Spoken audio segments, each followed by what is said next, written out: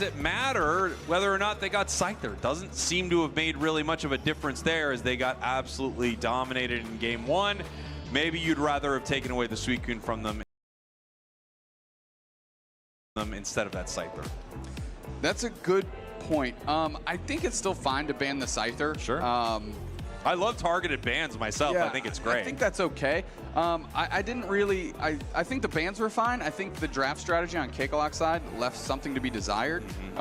You know, you can kind of argue that they're going for a type of rip strategy. Yep. But that doesn't work if the score line is tilted in the direction of Santos Laguna by 300 plus points, right? Yeah. It doesn't work if you're so far behind on levels that you can't actually get into any fights to secure an objective. So Cakekalok has got some work to do here in game 2. They absolutely do. As we head back into our draft here, again, they are down 1 game. They're going to take the first pick right now.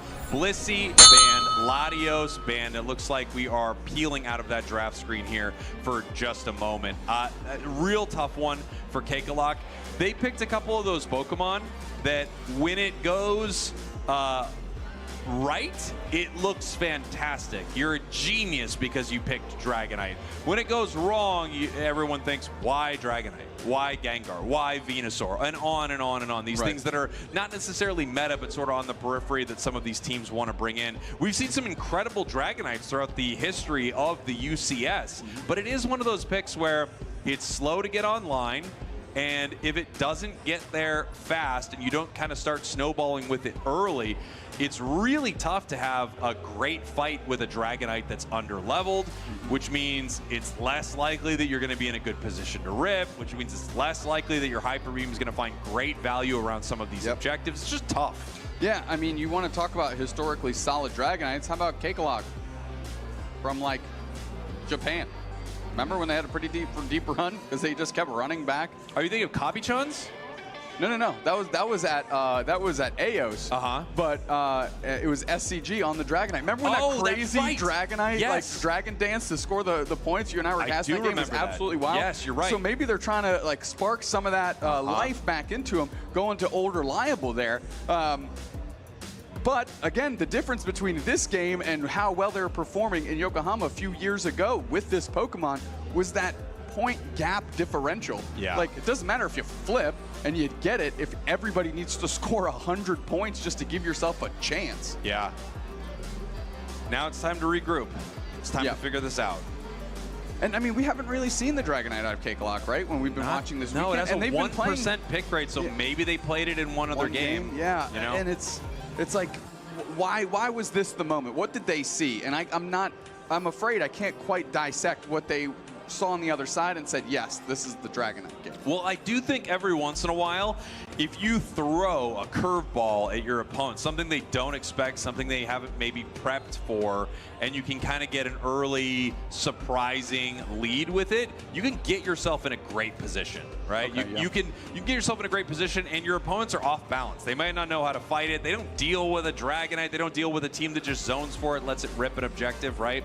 But when the other team kind of gets an early advantage and just keeps running it down on you, picking up KO after KO after KO, you're in a lot of trouble with sort of a cheesy strategy, for lack of a better term. Yeah, understood.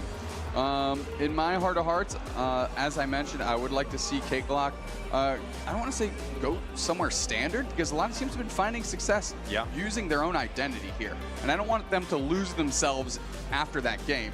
But they need to do what you and I have talked about a lot. After a tough loss like that, you just got to leave it behind you. You almost have to kind of discount it and just say, okay, whatever that was is behind us now. Let's focus on the next thing and not let it jar us too bad. Because there's so many things that went wrong. It's easy to pin it on the Dragonite, like you said, because it's kind of like the big red flag in front of you. But there were so many other aspects of that game that didn't go right for them. Fully agree. It's one of those tough things. You know, we saw some crazy matches earlier, High Five versus Zeta Division, that had an extremely difficult game 1. Didn't seem to adjust much into game 2, right? They had some adjustments, but definitely not out yet situation, but they need to win 2 on the hop here. And here we are, heading into our draft. We have the Blissey and we have the Scyther banned out over to Santos Laguna, Latios, and Charizard. First pick is going over to Cakekalok. So everything's the same in terms of bans right now. Yes. The draft is where I really need to see Cakekalok come alive because that draft kind of went sideways early. They are grabbing the Ho-Oh again. And again, that's not where I think the draft went sideways. Agreed. I think that's a fine pick. And there's really no incentive for Santos Laguna to change anything yet as they quickly lock in any Sus's Zacian and quickly grab a Suicune as well. I think all of these picks are great 1-2-3s, right? Ho-Oh's incredible, looked fantastic in that last game. Zacian was amazing, Suicune was amazing. Some of the other picks as they went on got a little trickier. We've got Mewtwo instead of what we had before, and now we also have a Blastoise coming into this game. So definitely a different look from Cakekalok, which I think they absolutely need right now. Yeah, we did see some really clever engagements out of this Blastoise when we were watching Cakekalok in the Green Rune here. So this feels a little bit more identity-driven to Cakekalok with what they've been successful with this weekend, as Minotaur easily grabs Eldegoss, Hitman snagging up the Mew. Interesting pick. Mew has been one of those Pokemon that feels like it either has one of the best games ever, and you feel like the player is on another level, or it just doesn't feel like it had much of an impact in a match. We'll have to see how it looks here from Santos Laguna. As we head over to our final two picks from Cakekalok, we've got Garchomp, and they're bringing Dragonite back, so they like this strategy. I mean, it was picked last game, and its pick rate went up 1 entire %. Yeah. So it's easy to see that Cakekalok is the reason that Dragonite is seeing the game at all right now. And a sword pick. You and I haven't cast the sword yet, but we've talked about how we would like to see more sword throughout the weekend because we think it just fills a decent role on some of these teams when instead they're grasping at straws somewhere else. I actually really like Aegislash. I think it's a little underrated in this meta. It plays well into tankier Pokemon, that big boosted, able to rip through some of it with some of that max HP shred that it's able to get. I like the pick here for Aegislash, and I like the adjustments from Cakekalok. If they came back with the same draft, I think they would be in trouble. They still have a few things that I don't know if they're going to be the winning factor for them, but they bring in the Mewtwo wide, they bring in the Blastoise, they have some different options here. Here's something that stresses me out about Cakekalok's draft right now. Zacian, great early. Suicune, great early. Mew, great early. You look on the side of Cakekalok, Blastoise, woo. Yeah. And then you got to go on down like Garchomp. Not bad early, but still needs to scale. Yep. And then you have a Dragonite, which is another woof. So yeah, Dragonite is, I mean, it's really rough early. You're right. I mean, all dog stuff. Woof, rough. It's just bow wow, this Dragonite. All the dog stuff. All the dog things. It's a tough one because it needs so much experience to get online as we head here to game number 2 in our quarterfinals. Cakekalok, your purple team. Santos Laguna, your orange team, up 1 game. If they win here, they move on. Cakekalok will be heading home here at the World Championships. Looking early here is the pressure, and you're already seeing how good Suicune and Mew are early. I mean, they hit Nadiza so hard on that skirmish over that contestable farm that they had to run all the way back to pad and pretty much just give up. On the other hand, though, Mark G Blacklight putting on good pressure. Anysus and Minotaur trying to hold it down. Poor little Gossifleur just stepping up and catching shots on behalf of the legendary dog. You know, it's a tricky one here with this Garchomp. Both of these have great rip early, right? Their auto attacks go very, very quick. They were both trying to see if they could sort of limit test their opponents and pick up a KO in that moment. We have the Dragonair on the top path. We also have the Doublade heading up there to the top path as well. We're watching the Mewtwo make their way up to the top path, seeing if they can join this fight and make something happen here. Okay, I mean, all the birds eviscerated. We're moving forward. Pressure on. That's a quick knockout there on the Gibble.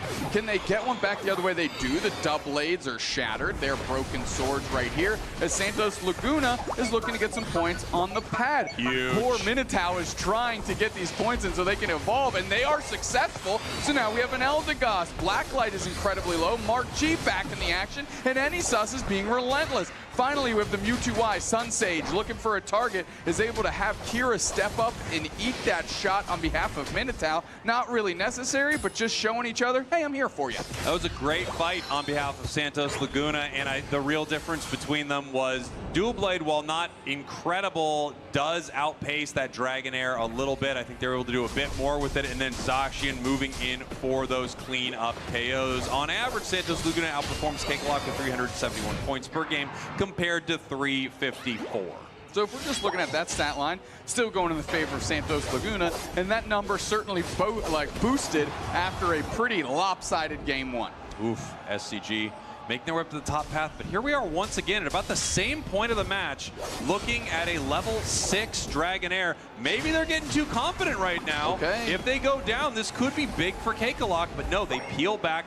Very careful play there, even though they went in for some intense aggression in the enemy central area. Did not work out, but they didn't get punished for it. The confidence that Santos Laguna has to go after the farm on the side of Cakekalok's side is unprecedented. Big wide guard, we're moving forward now. The Suicune freeze is devastating as Santos Laguna is chopping through them. Everyone goes down. That's 4 straight up as the Mewtwo Y doesn't catch a receipt because it's not there at the party. We're doing some math right here with some beautiful overcaps in that top path as the goal zone does go down. They are now ripping that top objective. Santos Laguna once again in total control here. They're attacking the Gabite in the central areas. Enisus rips the Regieleki up top.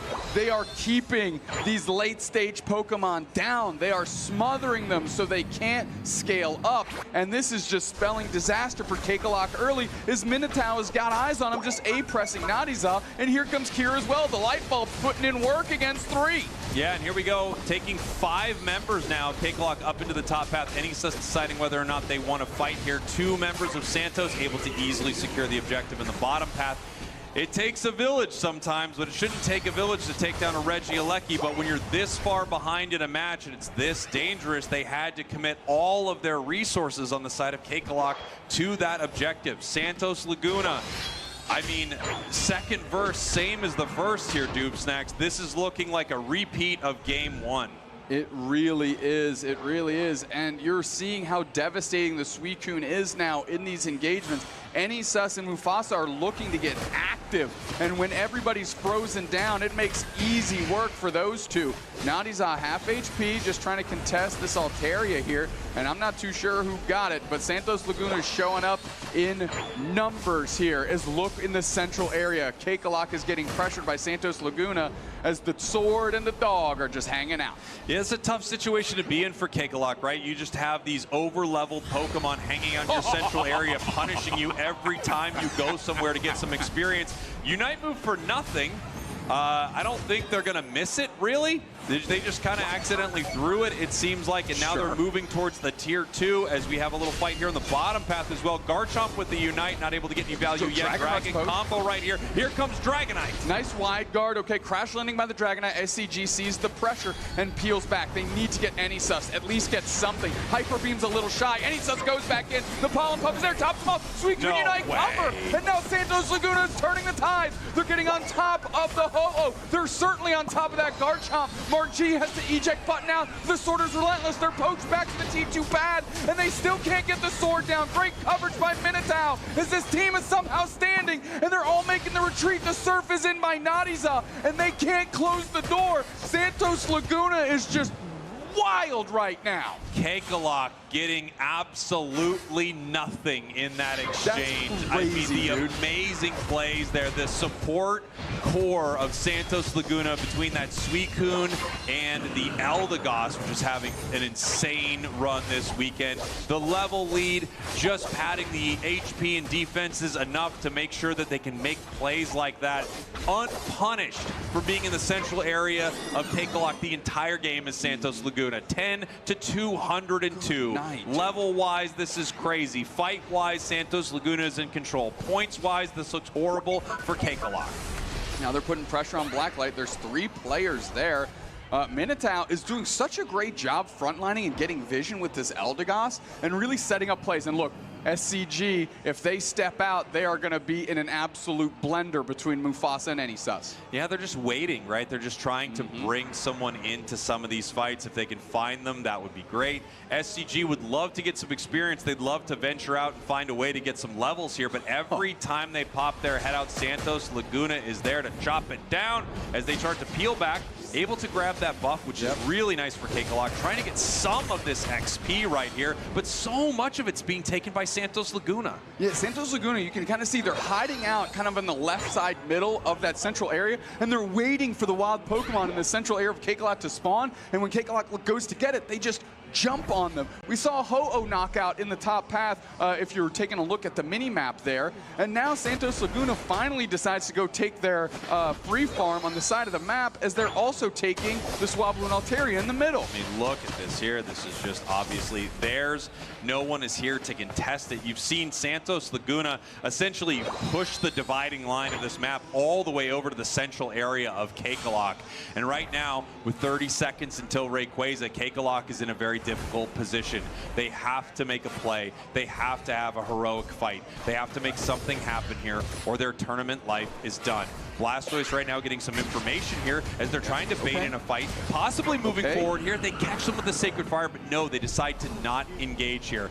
They're probably going to have one more engagement in this match. It could be the last team fight they have of the Unite Championship Series. They need to find their moment. We have Anysus moving in, ripping through Blastoise, but they are going to peel back from this. Santos Laguna does not need to start this fight. Cakekalok has to be the one to make a decision. Santos Laguna looking to punish whatever they choose to do. We have the Ho-Oh, we have the Flamethrower, we have a Psy Strike, but they're still not moving in on this fight. Time is ticking down. 10 points, 202. Santos Laguna in complete control. Cakekalok has to make a decision. They have to pick their moment. They have to decide to fight. They're gonna have to go in here. Time is running thin, as you said. They're down by a bucket load of points, and the pressure's on Cakekalok to make a move. They're finding a hard way in. Here comes Nadizad. It almost looks like Santos Laguna let them into the middle area. We'll see how we can get engaged. Anysus on the backside. Sun Sage is there. A little bit of pressure on, but we fade for a moment. Yeah, Mewtwo's Unite move does nothing. Caught there, and now they're moving in for a fight. Here comes Garchomp, but they're very low, and they get taken down immediately. Santos Laguna is going to jump on top of Nadizad. We've got the Suicune still sitting there. Rayquaza is getting chipped up, forcing out the Hydro Typhoon. Does hit 3 targets. Can they convert? SCG is sitting there. Blacklight is trying to burn down, and we see the Unstoppable pop up, and they're continuing to rage on. Anysus is low. Anysus is low, but it's Cakekalok that is losing members. Blacklight's the last thing standing in front of Santos Laguna. They are so low on HP. The chase is going on. They pick up a berry. They are knocked out. Somebody get the Baja Men on the phone and let them know that it's Santos Laguna that let the dogs out.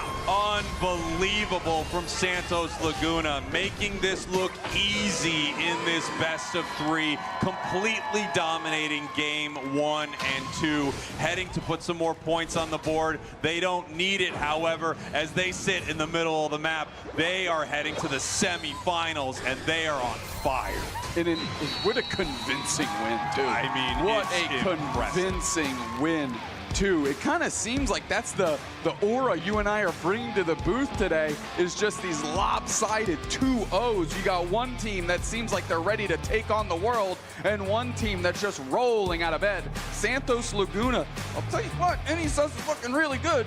Holy, that Zacian, that sword combination just wreaking havoc. You know,